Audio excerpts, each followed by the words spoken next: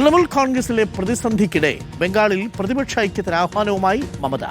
Trinamool Congress CPM ഐക്യം വേണമെന്നാണ് ആവശ്യം. നിയമസഭാ തെരഞ്ഞെടുപ്പിൽ പരാജയപ്പെട്ട മമതാ ബാനർജി ലോക്സഭയിലേക്ക് മത്സരിച്ചേക്കും.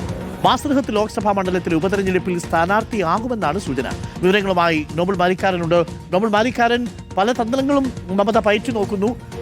ആകെയുള്ള 80 MLA-മാരിൽ 59 പേരും ഋതുപ്രതാ ബാനർജിക്കൊപ്പമാണ്. MP-മാരിൽ 20 പേരും മറുപക്ഷത്താണ്. 10 പേർ മാത്രമാണ് തനിക്കൊപ്പമുള്ളത്. ചുരുക്കത്തിൽ ഒറ്റപ്പെട്ടു പോയ മമതാ ബാനർജി തിരിച്ചുവരാൻ നടത്തുന്ന രക്ഷാപ്രവർത്തനമാണോ ഇത്?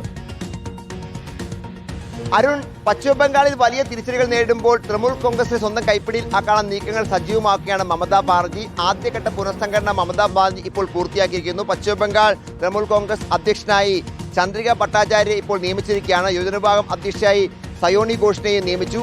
ഡോളാസൻ ഒപ്പം ഡെറിക് ഒബ്രിയാൻ എന്നിവർ ദേശീയ ജോയിന്റ് സെക്രട്ടറിമാരായാണ് ഇപ്പോൾ നിയമിതരായിരിക്കുന്നത്. എന്താണെങ്കിലും മമതാ ബാനർജി വസതിയിലായിരുന്നു ഇപ്പോൾ നിർണായക യോഗം ചേർന്നത്. ഈ യോഗത്തിലേക്ക്, അതായത് തൃണമൂൽ കോൺഗ്രസിന് 41 MP-മാരും 80 MLA-മാരും ഉണ്ടെങ്കിലും യോഗത്തിന് എത്തിയത് വെറും 8 MLA-മാരും 6 MP-മാരും മാത്രമാണ്.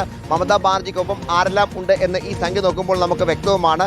അതേസമയം വിമത ക്യാമ്പിൽ, പ്രത്യേകിച്ച് ഋതുപ്രതാ ബാനർജിയുടെ ക്യാമ്പിലും വലിയ പ്രതിസന്ധികളും ആശയക്കുഴപ്പവും ഉണ്ട് എന്ന് അറിയാൻ കഴിയുന്നു. കാരണം നിലവിൽ പ്രതിപക്ഷ നേതാവായി ഋതുപ്രതയെ തെരഞ്ഞെടുത്തെങ്കിൽ പോലും എന്താണ് ഈ സഖ്യത്തിന്റെ ഭാവി എന്ന കാര്യത്തിൽ വ്യക്തത വേണം എന്നാണ് അവിടെയുള്ള MLA-മാർ ഇപ്പോൾ ആവശ്യം ഉന്നയിച്ചിരിക്കുന്നത്. BJP ആകട്ടെ ഈ അവസരം മുതലാക്കാൻ മാക്സിമം ശ്രമം നടത്തുകയും ചെയ്യുന്നുണ്ട്.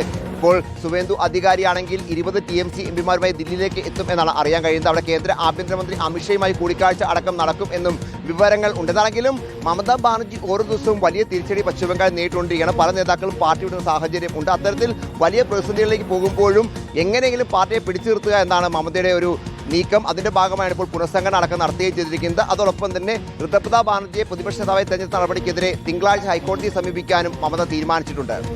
Thank you. നോബൽ മാരിക്കാരനാണ് വിവരങ്ങൾ നൽകിയത്.